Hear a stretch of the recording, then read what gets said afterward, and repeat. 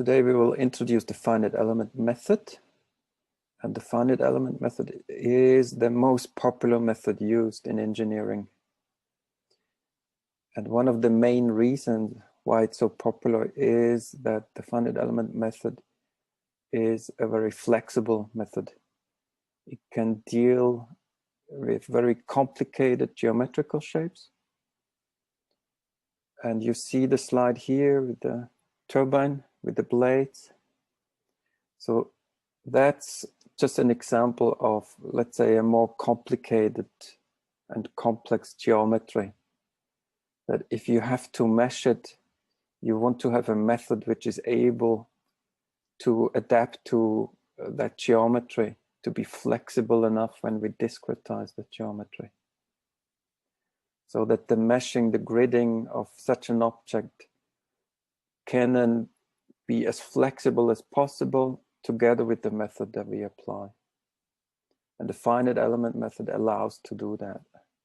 So if we would stick with the finite differences, we would often be restricted by, let's say, a regular grid, often kind of a box-like mesh.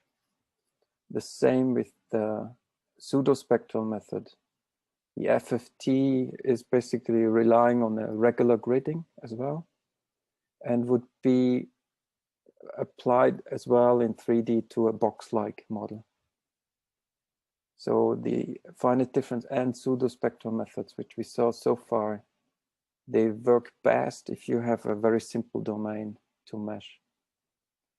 But now often, especially in engineering, you have these geometrically complex shapes, and you want to apply a method which can deal with that.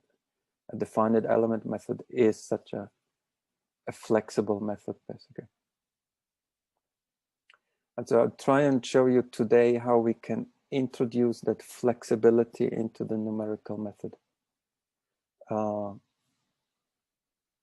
And so obviously it's not just in civil engineering, for example, where you have these complex shapes. You have them as well, like if you look at airplanes and you want to calculate the fluid dynamics, for example, or the stresses on such a structure. So again, you would use a finite element method in order to solve these problems numerically. So in terms of software, there are lots of packages by now which use the finite element method. Since it's the most popular method, so you have the commercial software packages like COMSOL, Abacus, ANSYS, Autodesk. They already come with the finite element method implementation, basically within that package.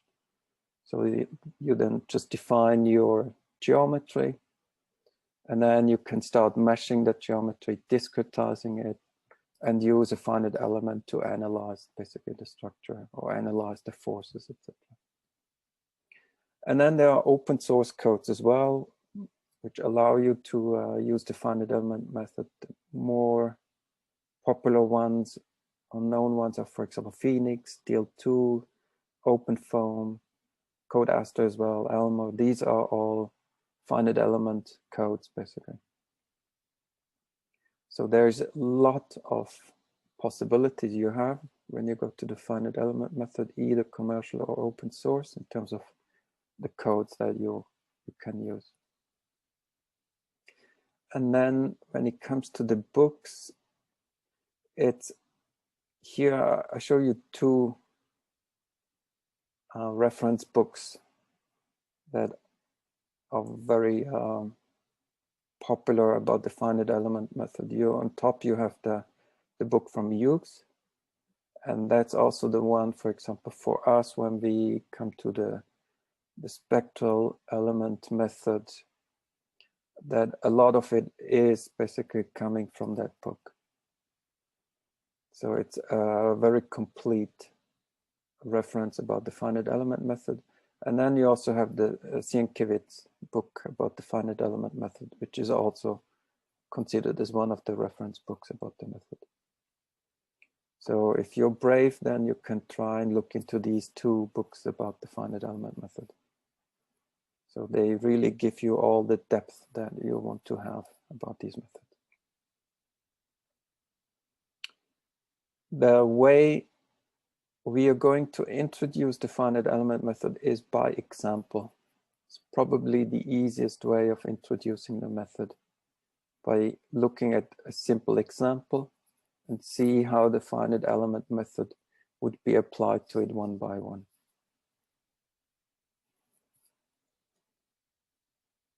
So let me stop here, slideshow. And then the way I will introduce it is again on the whiteboard. I will just write down the notes. And it's basically the notes I sent you with the little PDF, these lecture notes that you have. So I'm pretty much stick to that, to these lecture notes that you already have. So you probably don't have to really write with me, but just we go through it step by step, so we don't need to rush into it. So let me open up here the whiteboard, or the little iPad setup.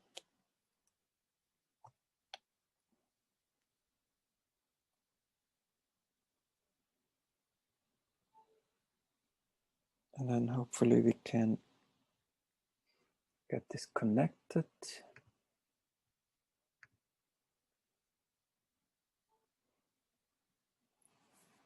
Good. So by now you should see the note. Okay.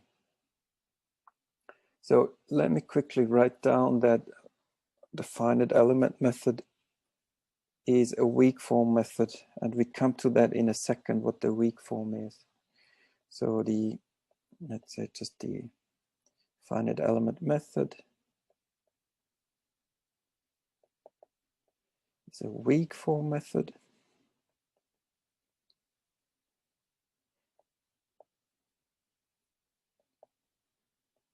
Opposite to a strong form method, what we saw before, the finite difference and pseudospectral methods. They are the strong form methods. Now the finite element method is a weak form method, where the operators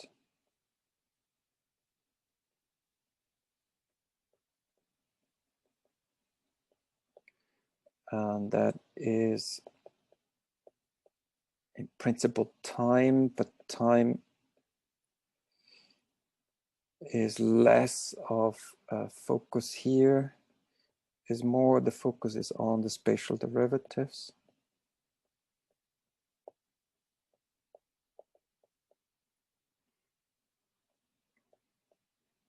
So where the derivatives are exact, but the solution, let's say the temperature field or the displacement field. So the solution basis functions, we express that in terms of basis functions, and these basis functions then are approximated.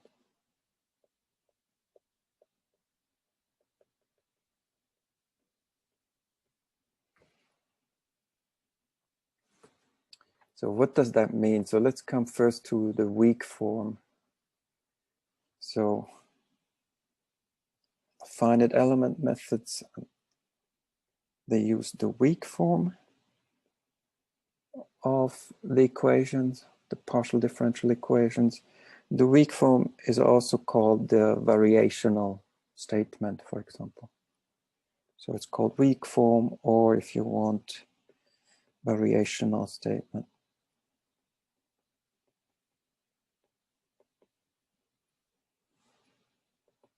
So let's start with that. And now we use a very simple example. So let's look at a diffusion equation. And to avoid any complications with time derivatives, we actually look at the steady state diffusion equation where there is no time dependence. So the following 1D equation, or if you want, partial differential equation.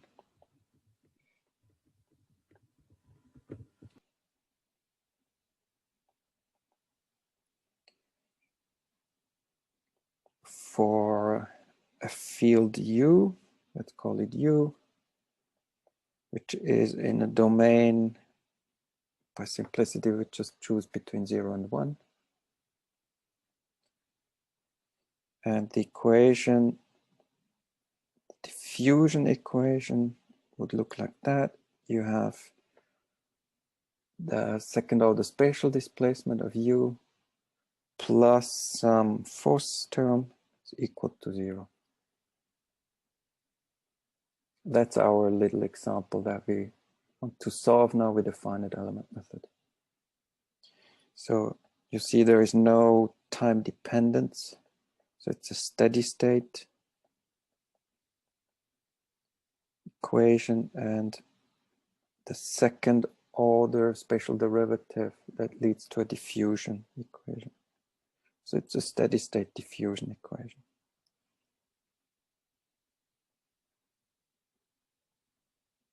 So this is our little example that we're going to work through with the finite element method in order to illustrate how the method applies. Now the solution is only defined with some boundary and initial conditions. So let's impose the boundary condition.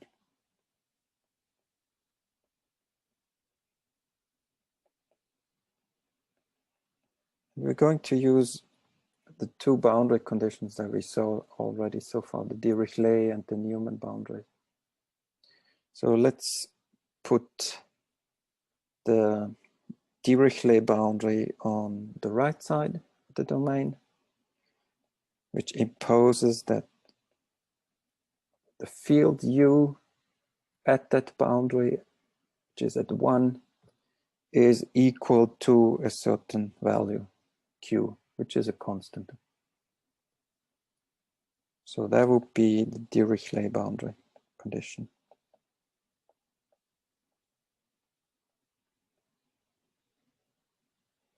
And then on the left side at point 0, we impose a Newman boundary condition. If you remember, the Newman looks at the stresses, or in this case, at the derivative of the field. So the derivative of U at point 0 is then equal to some value. Let's call it H and put a minus in front of that. That would be a Newman boundary condition.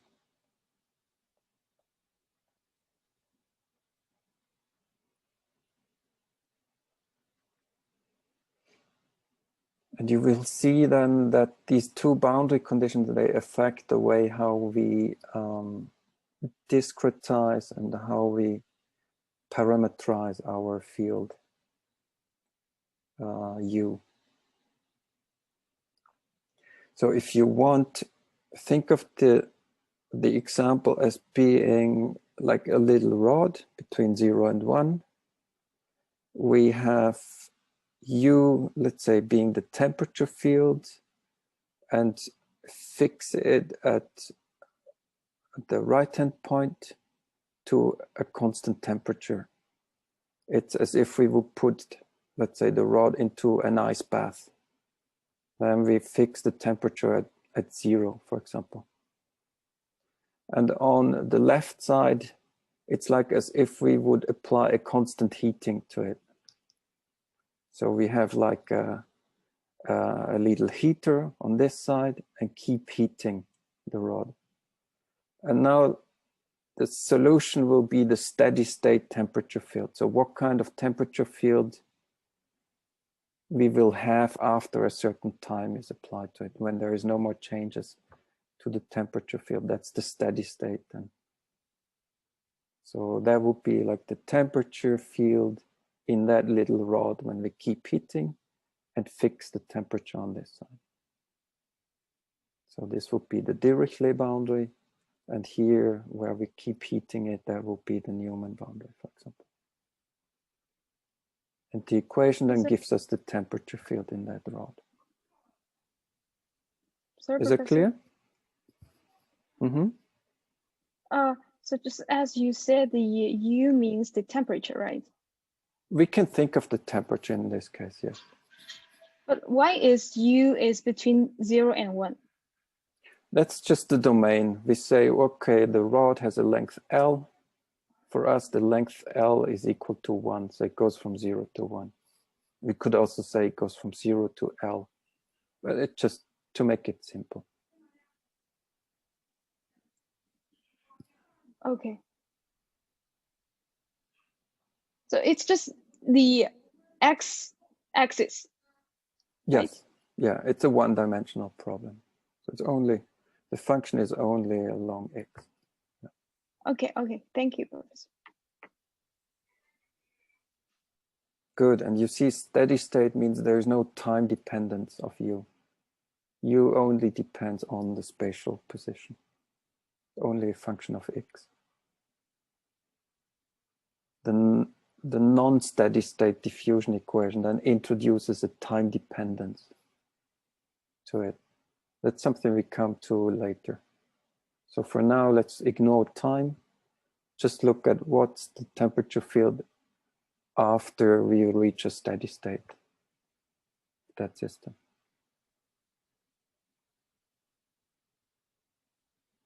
Good. For this simple example, there is an analytical solution, and you have it in the notes. So we know what the exact solution should be for this example.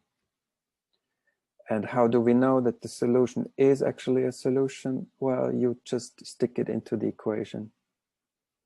And then you see that the solution satisfies the boundary conditions and it satisfies the equation. That's what you have in the notes. They show you that. So let's come to the weak form. So what we have here at the moment, that's the strong form of the diffusion equation. So how do we come to the weak form? Well, the weak form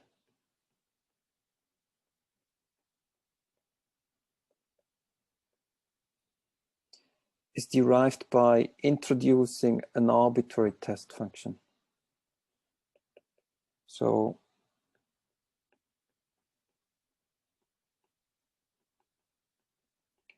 we call that test function W. So it's an arbitrary function, and it's called test function.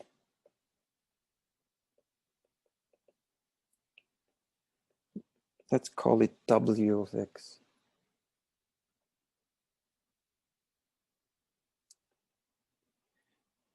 And then we have two steps to reach the weak form. The first step is we take the dot product with the test function. So the PDE, the partial differential equation, is dotted. Taking the dot product with the test function.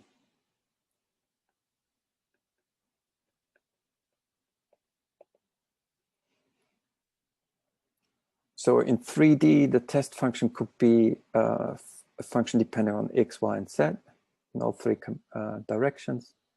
Now here, since we have just a one-dimensional problem, the dot product just becomes the multiplication. So it's just multiplying the terms that we have above with this test function. So then we have W of x times the derivative of ux plus the W function times our force f of x, if you want, is equal to 0.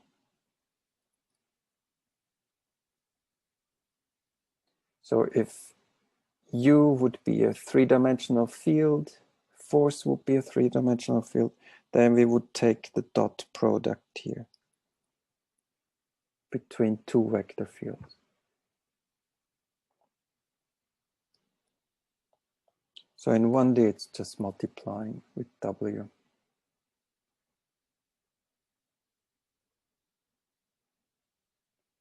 And then the second step is we integrate over the domain of our problem. So in our case, the domain is from 0 to 1, or if you want, Sisha will go from 0 to L. So we integrate now these terms from 0 to L or from 0 to 1 in this case. So the new PDE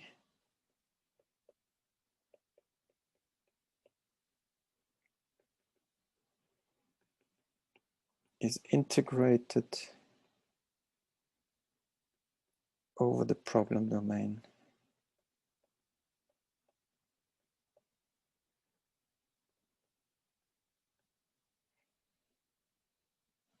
So we have the first term goes from 0 to 1.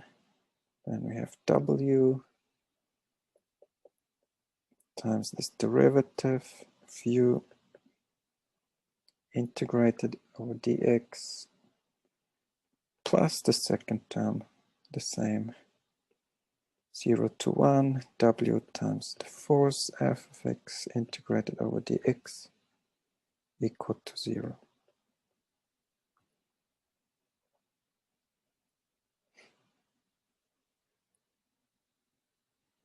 And that's already the weak form, basically. So what we're going to do is rewrite this first term a little bit, this part here, by using an integration by parts.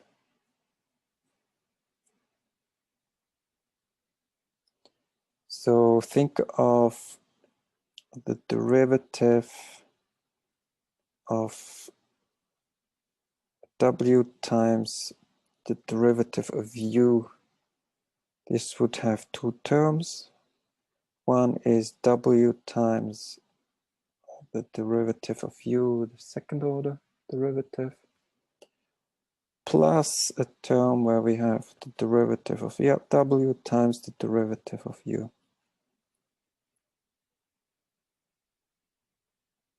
So look at our integral. It's basically this first term. And we're going to use integration by parts, so we write it as the sum of the other two terms instead. So using integration by parts, we see that this is equal to the negative minus the integral of the derivative of W times the derivative of U dx plus the integral of the derivative of W times derivative of U dx.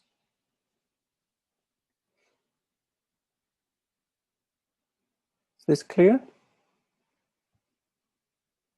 Good. Now you see the reason why we did this. Look at the second integral. We integrate over the derivative of something, which basically means this here, this integral, it's just evaluated at the boundaries. So it's W of U evaluated at the boundaries 0 and 1.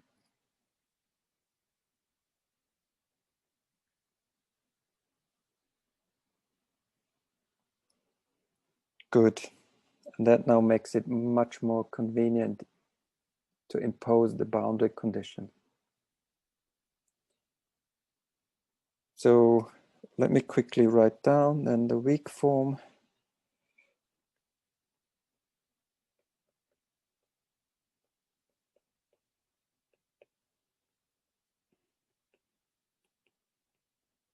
of the steady state diffusion.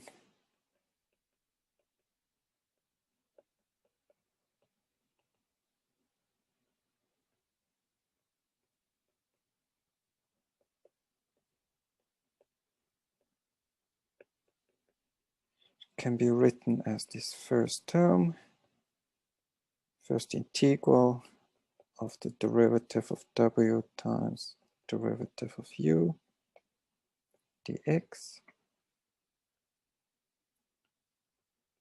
plus this boundary term w times the derivative of u evaluated at the boundary 0 and 1 plus our third term with the force that stays the same. That's just the integral of w times f dx is equal to 0.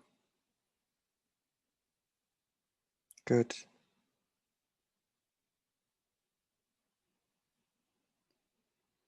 So that's the weak form now.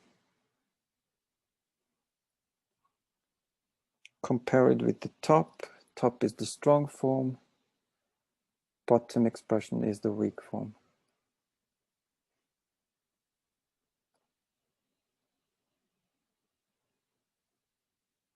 And so the finite element method solves this weak form of the equation. And it's a bit difficult to explain why that gives you more flexibility. But if you want, for example, think of the weak form just as an idea to give you why we do that. Think of, for example, Newton's law, Newton's second law, ma equals to f. So if we take the weak form, if we dot this with an arbitrary test function,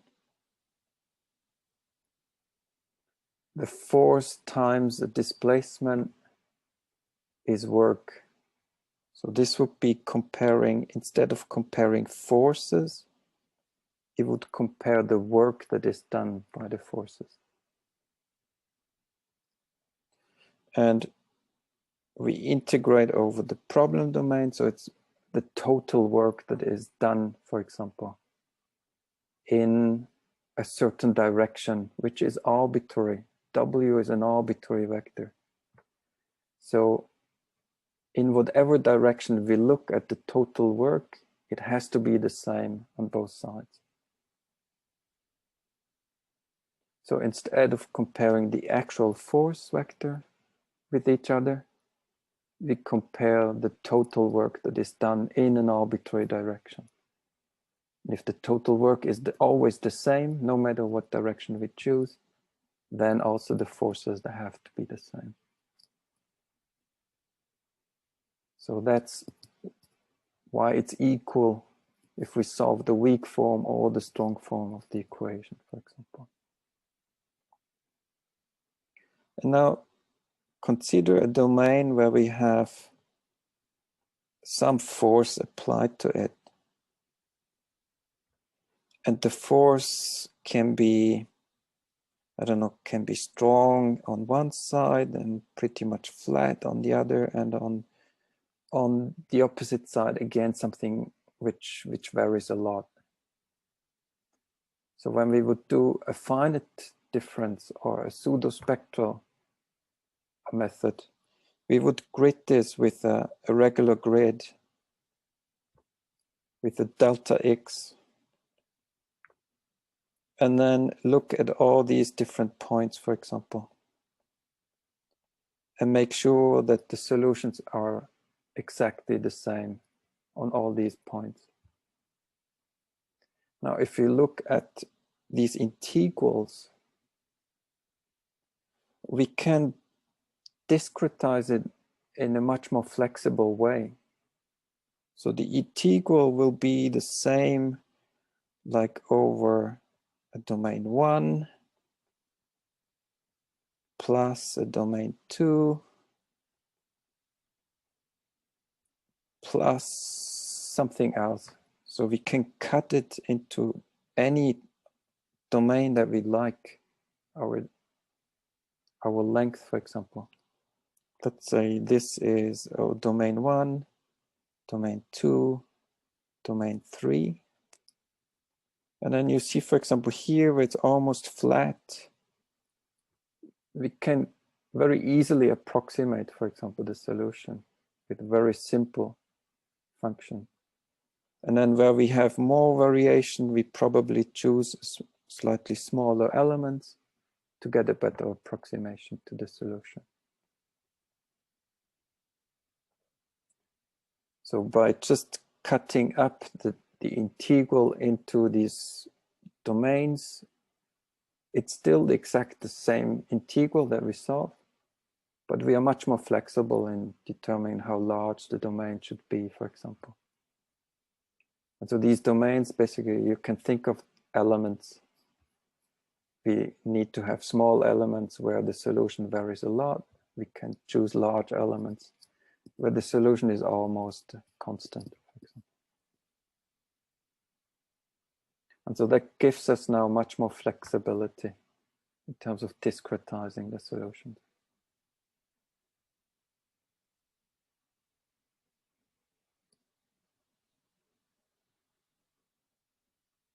Good. So let me get rid of that. It's just as a thought experiment meant to be, why using the weak form gives us now more flexibilities to solve it numerically. So let's look again at the weak form, but this time together with the boundary conditions. So you see we have this boundary term, and the boundaries, basically, we can use it to our advantage now.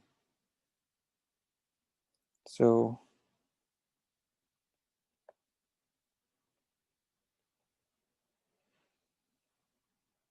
look at our boundary conditions.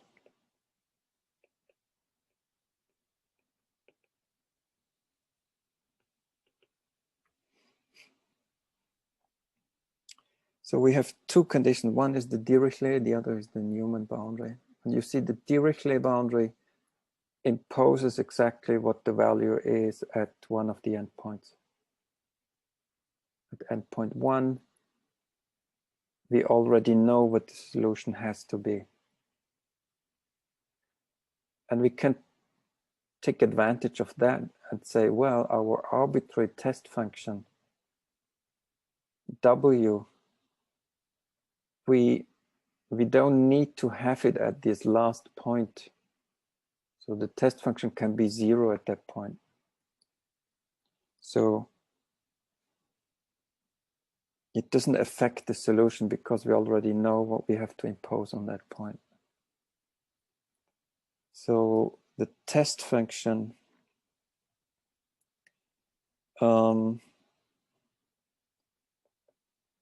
which is an arbitrary test function,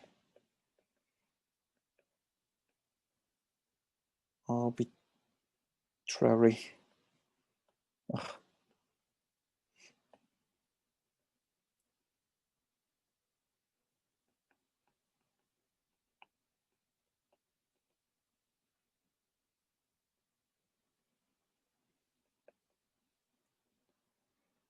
We just impose that on this boundary where we have the Dirichlet condition, it can be 0. So we use this test function with W1 equal to 0. And then look at our boundary term, W times the derivative evaluated at point 0 and 1.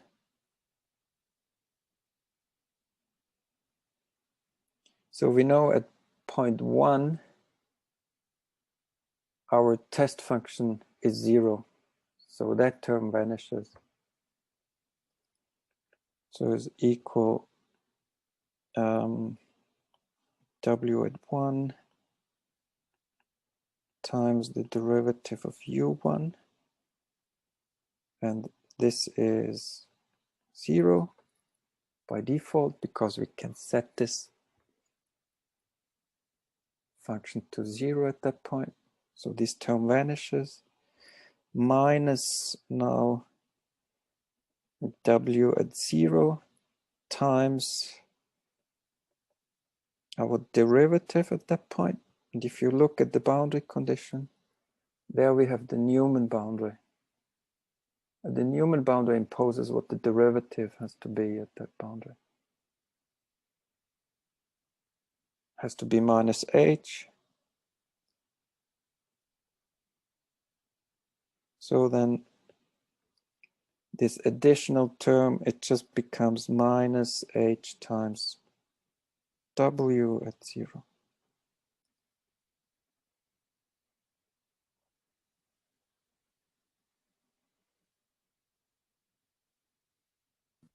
Plus h. Oh. Right. It's minus minus h, yes. It's one of the reasons why we choose minus h top.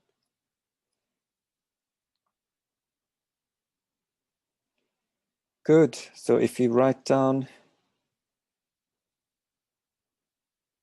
the weak form of our actual problem,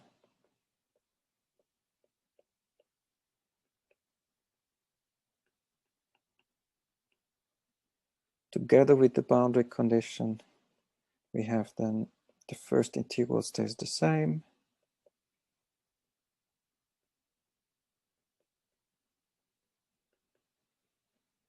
Then we have that term with h times w0 plus the fourth term.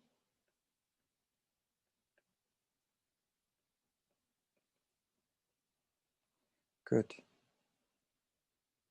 And so this is the actual weak form for our problem with the boundary conditions imposed.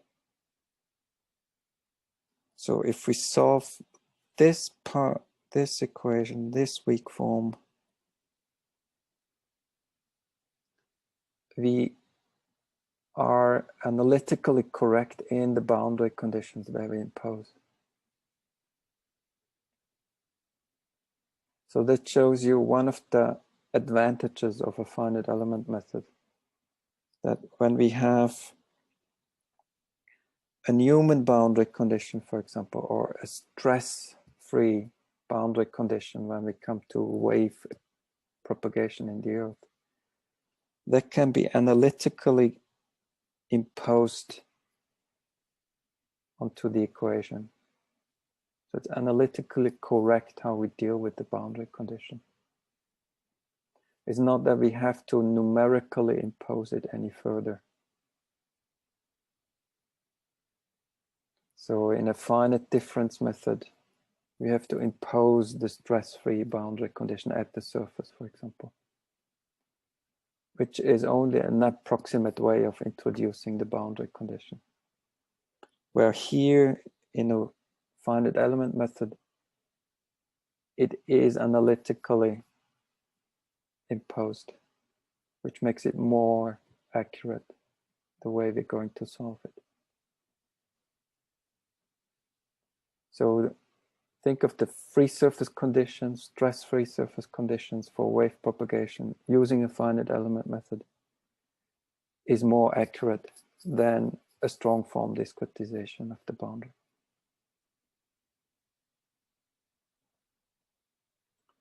And the Dirichlet boundary, that makes things a bit more confusing, but you'll see the Dirichlet boundary imposes this one, that since we know what the solution will be at this last point, there is no degree of freedom that we need to have for that last point. So we will see that later when we discretize then the equation. So they affect a little bit different the way we write down the weak form and how we discretize them that.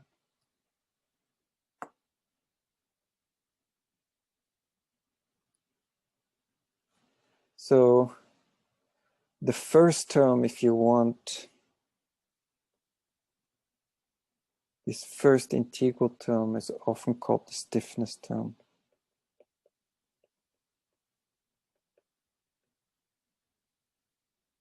The second one, you see, that's coming from the boundaries. And then the last term, that's the forcing, basically, or force term, if you want.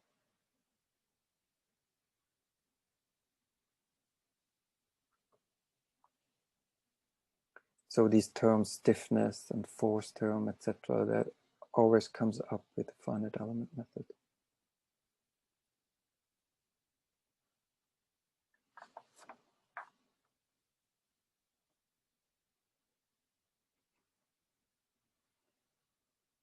Good.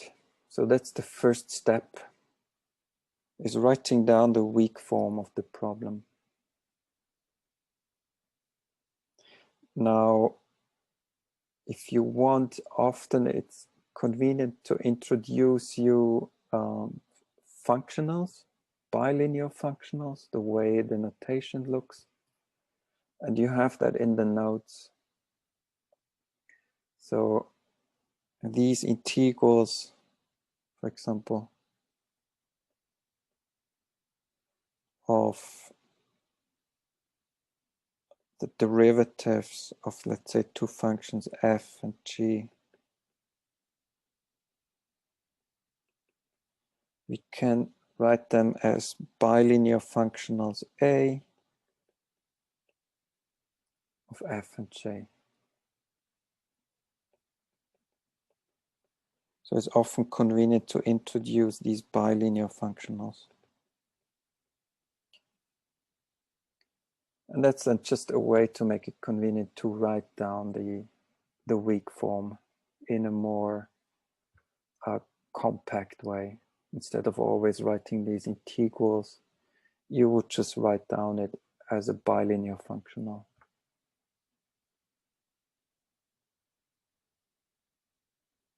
Then obviously you can also define a linear functional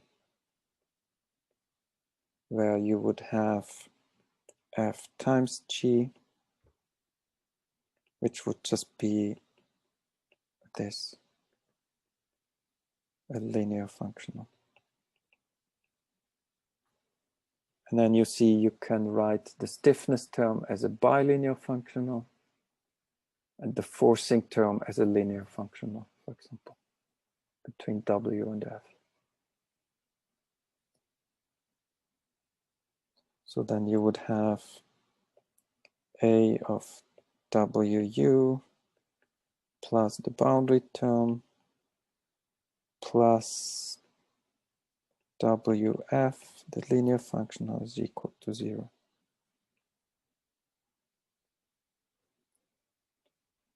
The same equation, just written in terms of functionals, bilinear and linear functionals. Just one way of making the notation a bit simpler. But we don't really need much of that. So with this simple 1D example, we can keep writing the integrals. Good. Sorry, Professor, did we lose the minus for the first term? Oh no, you're right. Yes, there would have been a minus. Right, Okay. Seshu. Yes. No, the way we define it here is not with the minus sign, but just the here at the positive integral value. And we would need to write the minus the bilinear functional. You're right. Well observed. Good. So now the finite element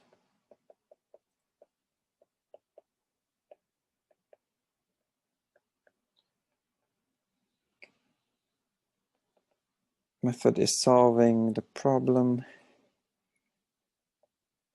locally.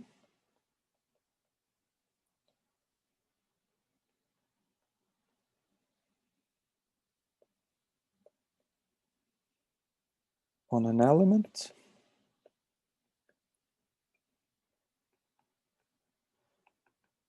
By introducing a discretization.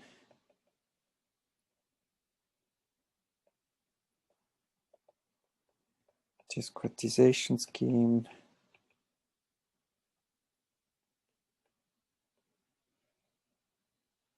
And finite dimensional approximation.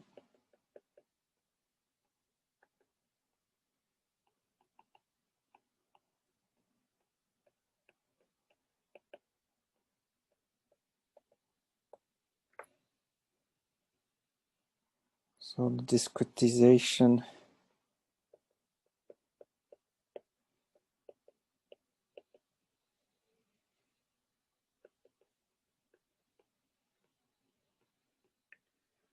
is now done by an approximation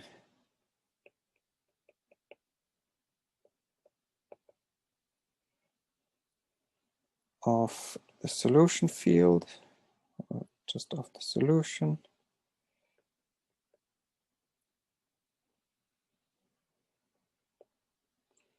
by interpolating or by interpolation by interpolating basis functions, let's call it that way.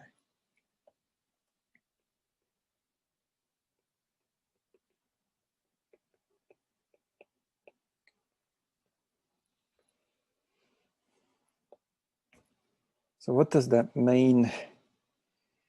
So when we talk about discretizing another weak form, we basically introduce the so-called Galerkin's method. So that's the second main ingredient into finite element methods. So that's Galerkin's method.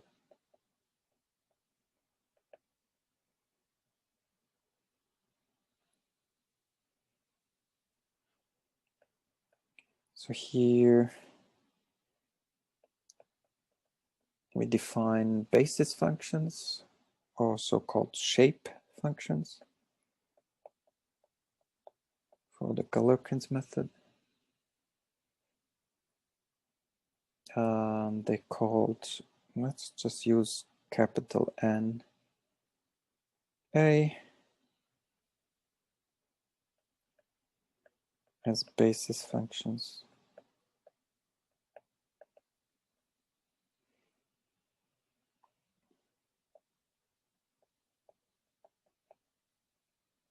On which we expand our functions.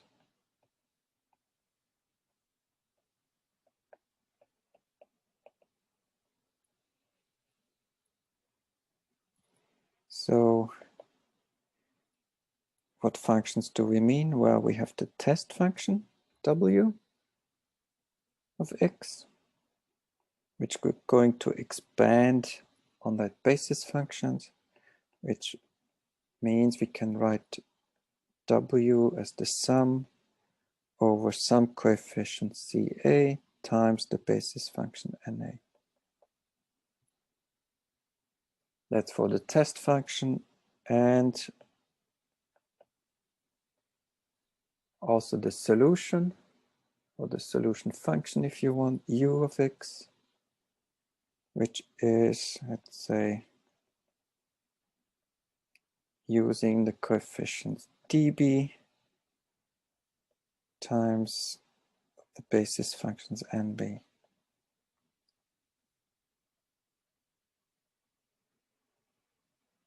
So this is what we mean by approximating the solution by interpolating basis functions. So it's then a question of what kind of shape functions na do we want to have in order to express our actual functions, the test function and the solution function. onto that basis. So finite element methods, they often use low order basis functions, low order shape functions. So we'll start looking into our linear shape functions. So NA of X is a linear function of X. And Galerkin means we express both the test function and the solution function in terms of the same basis. So the functional spaces, if you want, that we take for the test function and the solution function are the same spaces. And that's Galerkin's approach. That's why it's called Galerkin method. So these NA or NV are the so-called shape, or sometimes they're also called nodal functions.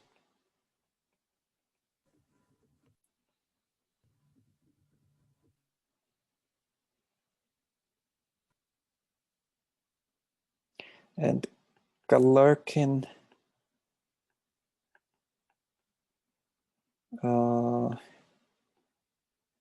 let's say Galerkin's approach is to use the same functions for test and solution.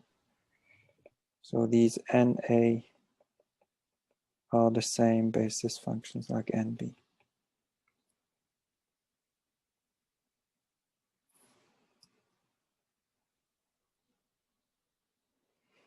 In principle, there would be freedom that we use different functions, different basis functions for the test function and the solution function for W and U. If we use the same for both, then that's a Galerkin's approach.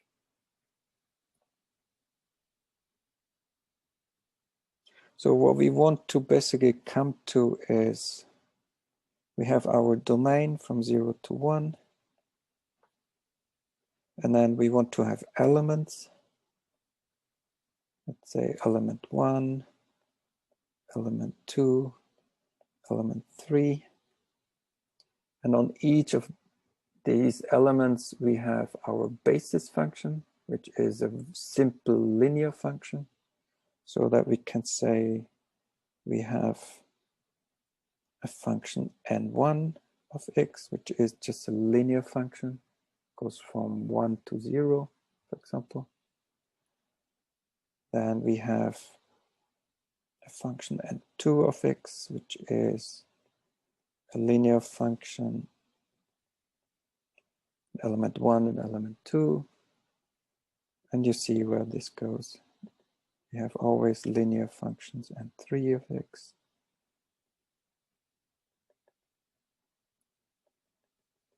And the last one n4 of x, for example.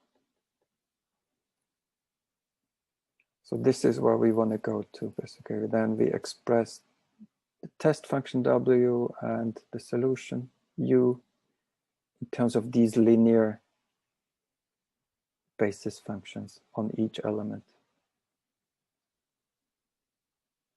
And then solve basically the integral values for each element and sum these up. The basic function only includes the neighboring two elements. Yeah, it's, think of like having 2 points for each element. And so we have two basis functions. One is 1 at the left point, the other is 1 at the right point. And they are linear functions, so it goes from 1 to 0 or from 0 to 1. So if we just look at this element, for example, the first element. So we would have two nodal functions, n1 and n2. Both are linear functions. And they basically go from 0 to 1.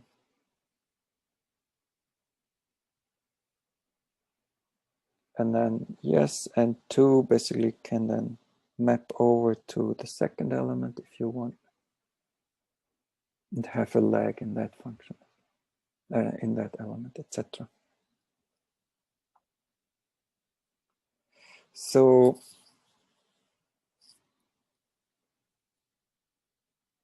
let us come to the boundary condition that makes it now a little bit more, let's say, tricky.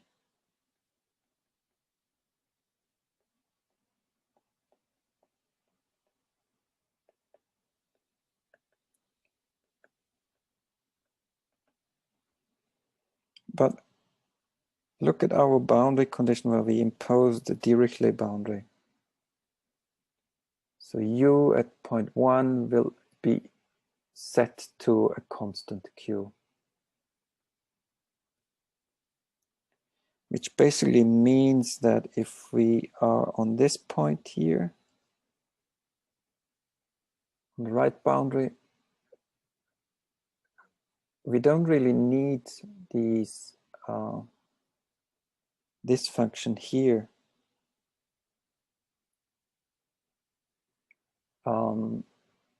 as a function where we can have some sort of a free parameter, a free coefficient, because we already know what the function value has to be on that left side. So when we expand our function, we can use an expansion where we have our solution fixed for that last point. And one way of writing that, so we want to have a basis where the basis function at point 1 is 0,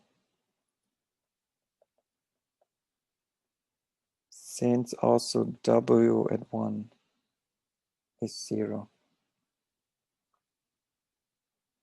So how would we write that? So let's see. Our expansion of the test function is this.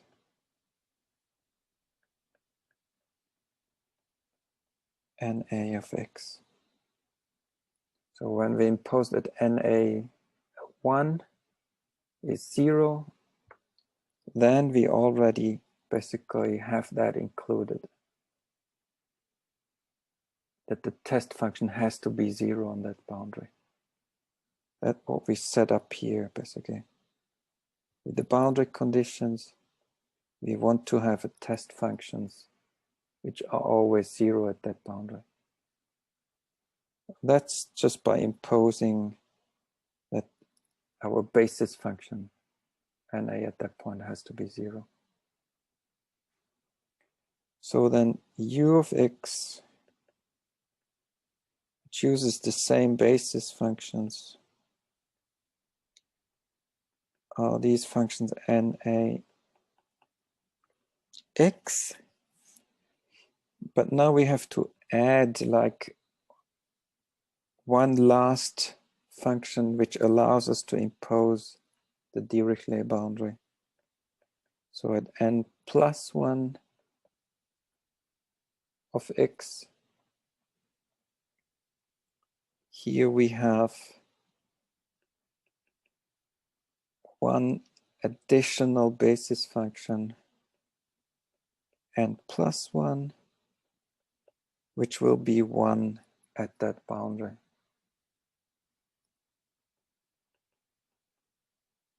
And that's because of the Dirichlet boundary, which imposes this u, the solution at 1 is q.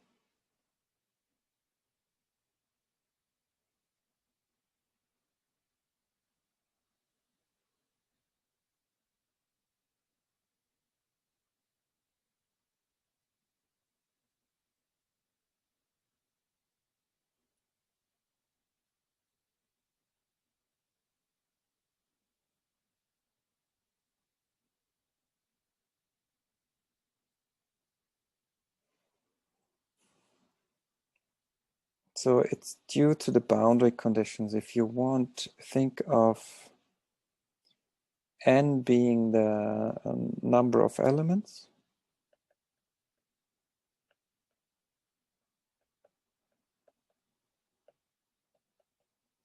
Now, and n plus 1 would be the number of shape functions,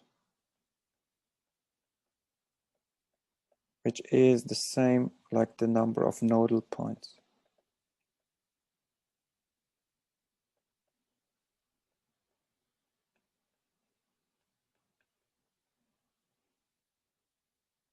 So look at the above example. We have 3 elements and would have 4 nodal points.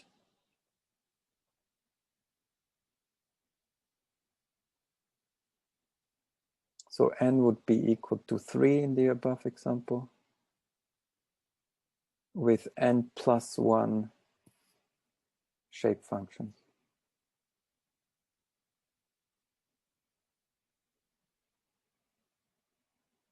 But this last shape function is basically set because of the Dirichlet boundary on that last nodal point.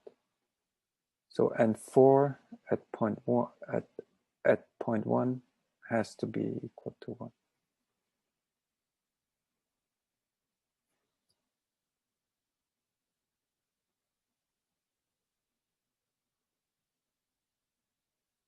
And so the actual unknowns to express our functions are these coefficients CA and DB. And so we have n coefficients to express these functions, where the n plus 1 coefficient is already determined by the Dirichlet boundary. So that makes the example a bit more tricky to think about. So if you want, this part here is like a general expression. This is something we can always write. We express our function in terms of basis functions. Now with the boundary condition imposed, the Dirichlet boundary, we come to this expressions basically. Since we have basically no degree of freedom on this last point. And so the number n here goes like the number of elements, and n plus 1 would be the last shape function, but it has to be 1 at the boundary. So if we impose that, then we are dealing with the boundaries correctly already. So that makes it a bit tricky. Sometimes you see finite element methods, they use then that, expand the function in, like here in the box. And now basically you stick that into the weak form. And since we are already considering the boundary condition, we have now these 2 expressions that we use for the weak forms then.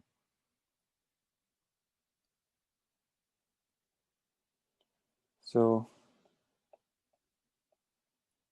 let's just put down that the coefficients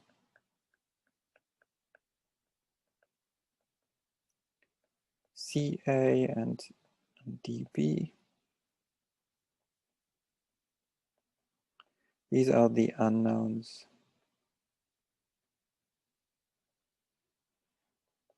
to solve for.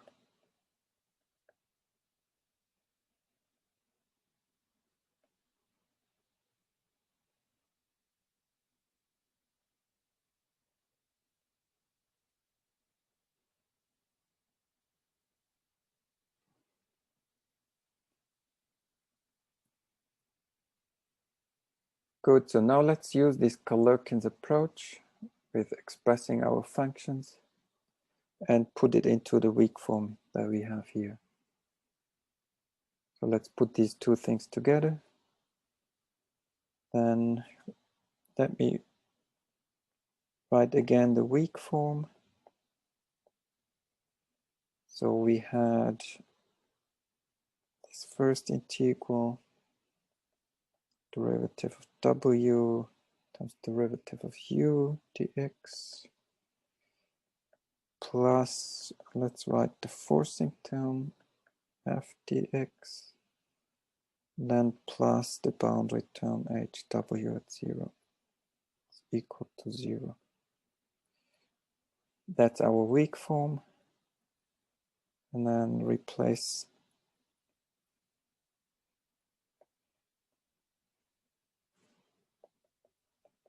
our Galerkin's approach into the weak form.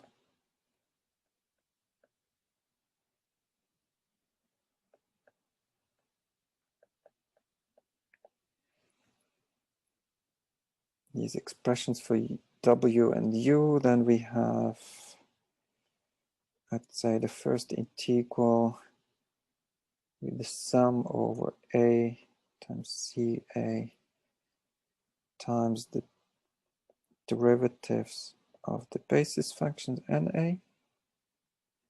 This is our derivative of w times the derivative of u, so we have sum over b db of the derivatives of the basis function nb dx. So this is the derivative of u. But you see now we have this additional term plus q times n plus 1. So that gives us this additional term where we have sum over a, ca, derivative of na times q times the derivative of n plus 1.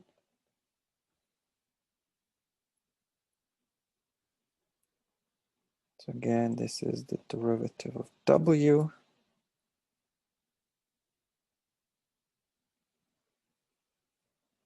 Then plus, now we have the forcing term where we have w times f dx. So this here is just w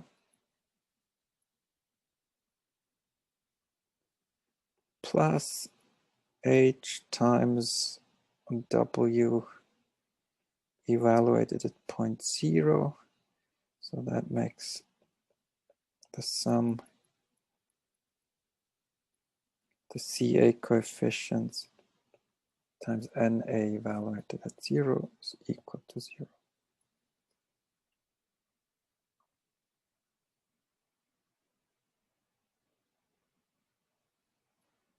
So that gives us this form basically. Is it clear? Clear what we did? Just use these Galerkin's approach, put it into the weak form of our problem, and that comes out basically. And so this has to be valid for any test function, which means valid for any coefficient CA, or whatever we choose for these coefficients. So for any coefficient CA, so these make up our test function.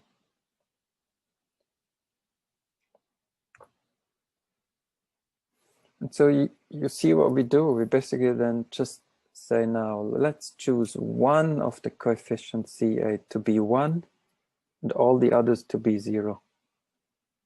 So what do we get? So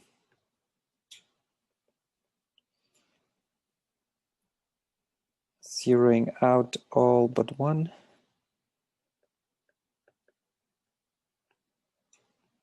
And that coefficient we put to the value 1.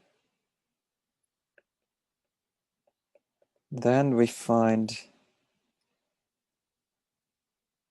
a system like this. So we take the sum in front and then have the integral from 0 to 1 of the derivative of the basis function NA times dB times the derivative of NB dx minus the integral nx na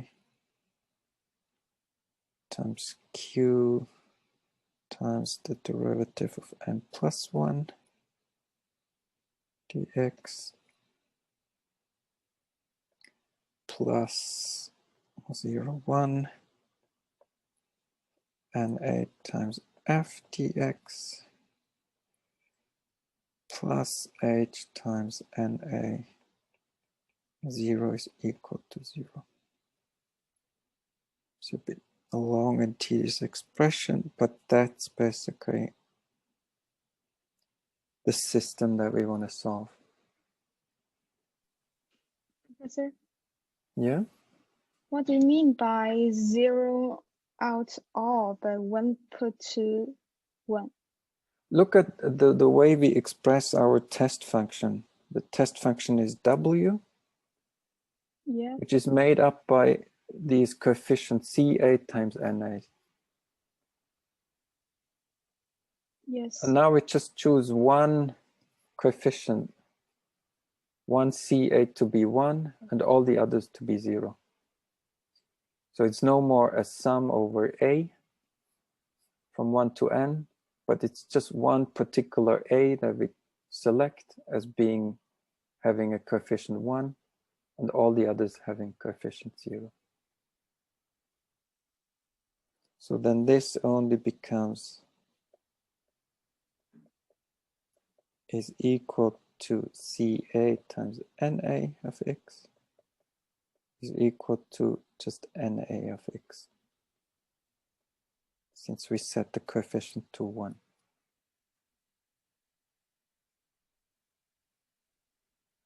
The thing is that whatever CA means, whatever it takes, the summation of CA can be always canceled out, right? Yes, you have to think of the test function being an arbitrary test function. So we can select whatever test function that is. And we choose Yes. now to apply all these very simple test functions where only one coefficient is 1 and all the other coefficients vanish. So then we have in this expression here we basically have the expression for all the coefficients. And now let's just select a test function one by one. Just choose one test function where we have C8 to 1 on one particular A index. And what do we have to solve for that particular test function? It's the one in the box below. And you see in the box below, the only degree of freedom that we have are the dB coefficients. So the only unknowns here are these dB coefficients. Everything else is set. The basis functions, NA, NB, Q is set by the boundary condition, F, the forcing is set by the initial condition, and so is H by the boundary condition. So the only unknown is this dB coefficient. So we solve the equation in the box for dB, and then we have the solution. Then we have U.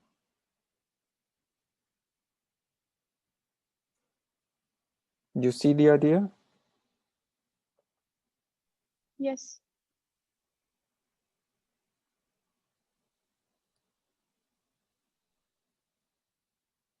And so how do we solve for these dB? Well, we can put this equation into a matrix form.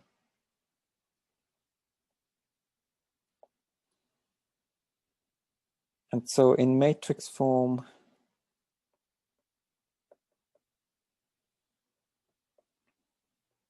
we have the stiffness matrix. Let's say capital K, AB, with the matrix elements which are made up by these integrals from the derivatives NA times NB.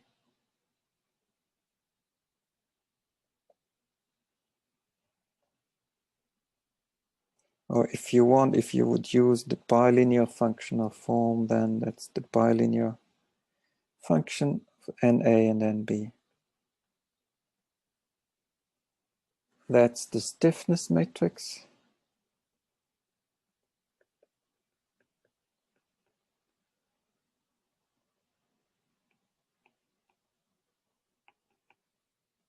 It's basically an N times N matrix.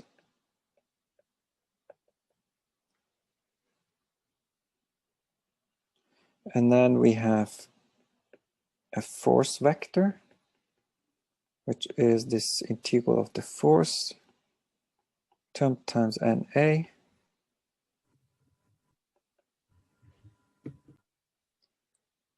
And we can actually put also the boundary terms into that force vector. So let's put the term with the boundary at 0 and the boundary at 1, which is the giving us this additional term NA times the derivative of N plus 1 dx, and here we have this q in front. It's just a constant factor.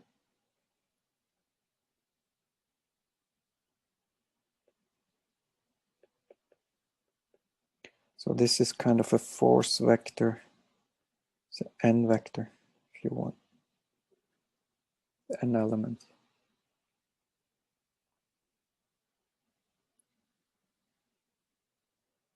So look at the above expression. The equation can now be written in a matrix form.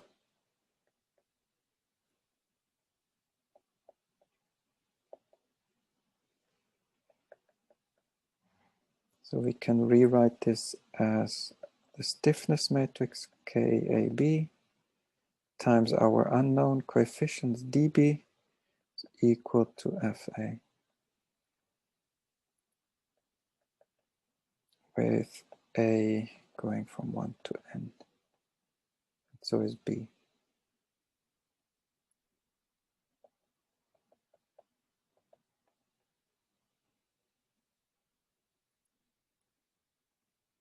So how do we find now these coefficients dB? Well, we just bring the stiffness matrix over to the other side. So the solution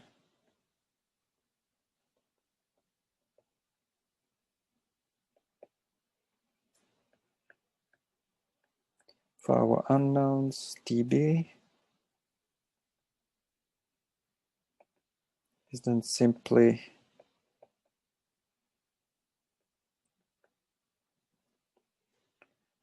the inverse of our stiffness matrix times the force vector.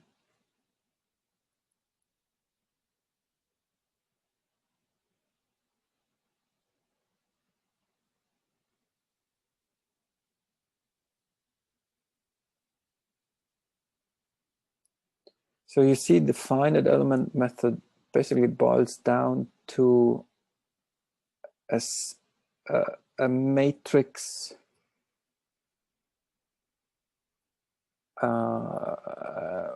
matrix form of the equation. So once we set up our stiffness matrix, we will have to invert it. and multiply with the force vector, and that gives us the unknowns, the coefficients dB, which will make up our solution U here.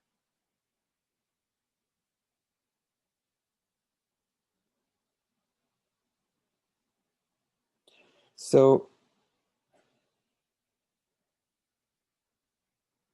when we apply the finite element method to discretized domain, what we end up are like these big matrices, n by n matrices, that we invert or need to invert in order to find the solutions.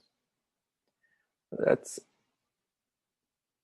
on one side, it's the advantage, it's kind of simple once we put it into this matrix form to solve. On the other hand, it's not always very convenient of having an inverse of a very big matrix.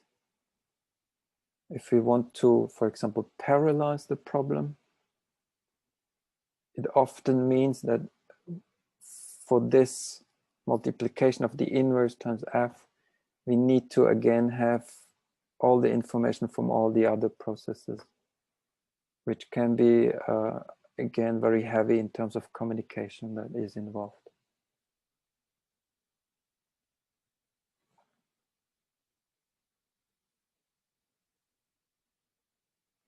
But as long as we can like put the full matrix in our memory, the workstation, etc., then there is no problem in doing it.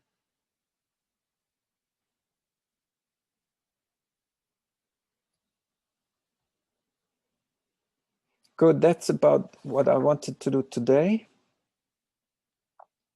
Then what we will come to is basically look at now in particular at a very simple discretization. What's happening when we choose n to be equal to 1 in these expressions? How would the shape function be explicitly be written down, the linear functions? And what is the actual solution of it? We can do that by hand. If we choose n equal to 1, or even if we choose n equals to 2. That's something we want to just do in order to understand how this method works. So we do that next time. And then the final ingredient is basically how to make this a little bit more flexible in terms of these basis functions and elements. That's something we come to then next time. So what's happening if the elements are now very different from each other? If we have small elements, large elements, then all these nodal functions look a bit different. So one way to work around it is to map all these different elements to a reference element. And that makes it a little bit simpler than to basically construct these matrices. So that's something we come to next time. So for now, the ingredient is very simple. We start with the weak form of the equation, which is the dot product with the test function and integrate over the domain. And then use a Galerkin's approach where we expand our function in terms of a basis function, NA. These basis functions can be very simple, for example, linear functions. And what we end up with is basically a matrix form that we need to solve for the unknowns coefficient, these dB coefficients.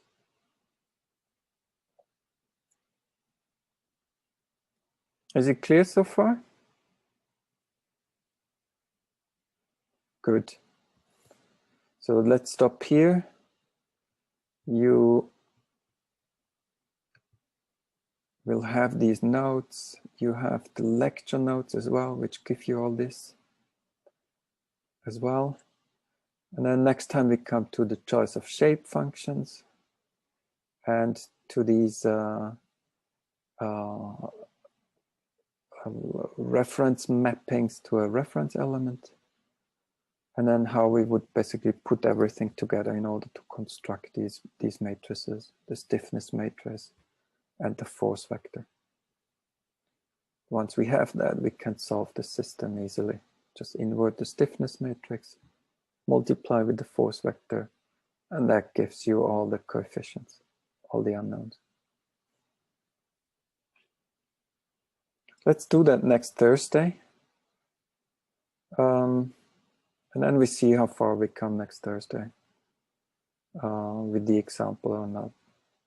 Probably we still stay with the theory and then attack the new example in a week from now. Is that good with you? Yes. So you see, it becomes a bit more involved now with the finite element method. Before it was very simple, just approximate the derivative, use a finite difference approximation, and you can just write down the expression and solve that. Now we have to be a bit more tricky about it, put it into these weak forms, start with basis functions, etc. But that all gives us then the flexibility in order to like find solutions for all these complicated meshes and complicated geometries that are at the end the interesting ones for engineering. Yeah.